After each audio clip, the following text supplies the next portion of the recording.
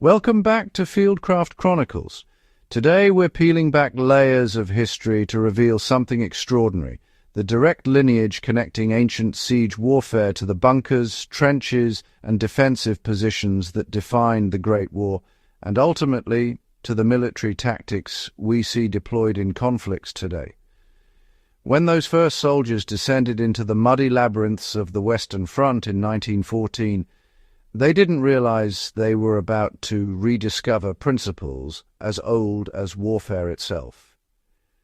The trebuchet's arc, the battering ram's force, the patient starvation of a besieged fortress, all these ancient concepts would resurface in the churned earth of Flanders and the Somme, transformed but fundamentally unchanged. Picture the moment before dawn on the Somme, July 1916. For 7 days, British artillery had pounded German positions with over 1.7 million shells. The soldiers waiting in their assembly trenches understood, without knowing the vocabulary of medieval warfare, that they were witnessing the modern incarnation of the battering ram. Those massive howitzers weren't just firing explosives, they were executing the ancient principle of concentrated kinetic force applied repeatedly to a single point, until defences shatter.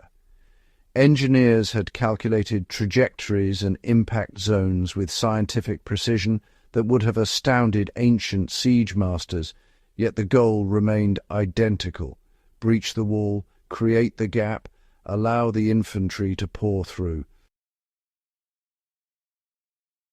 The soldiers themselves became students of penetration and protection.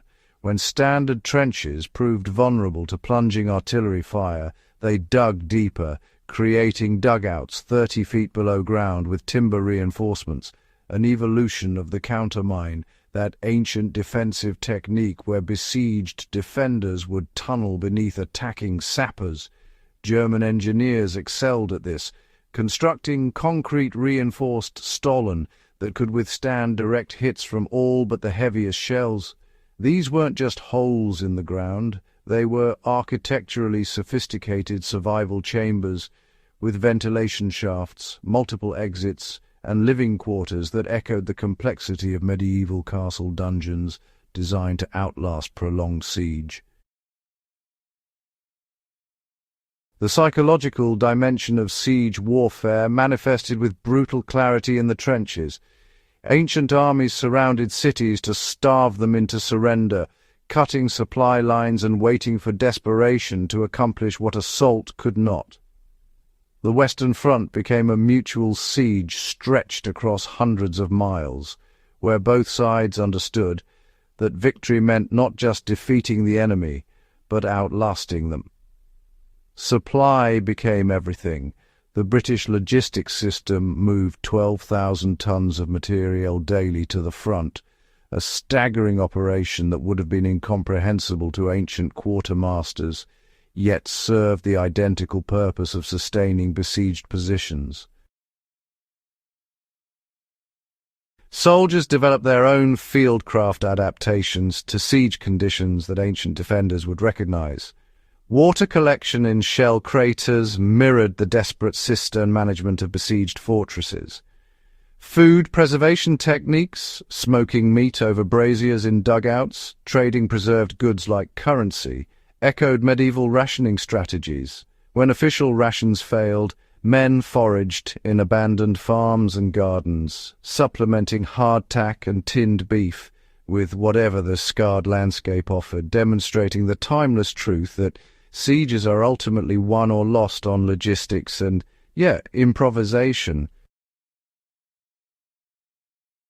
Standing here in the present, looking back through the smoke of 100 years, we can trace an unbroken thread from the first siege tower rolled against ancient walls to the precision-guided munitions that can penetrate 50 feet of reinforced concrete.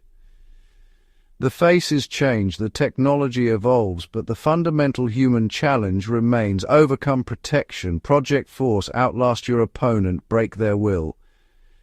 Those soldiers in the trenches, whether they knew it or not, were practicing fieldcraft perfected over millennia.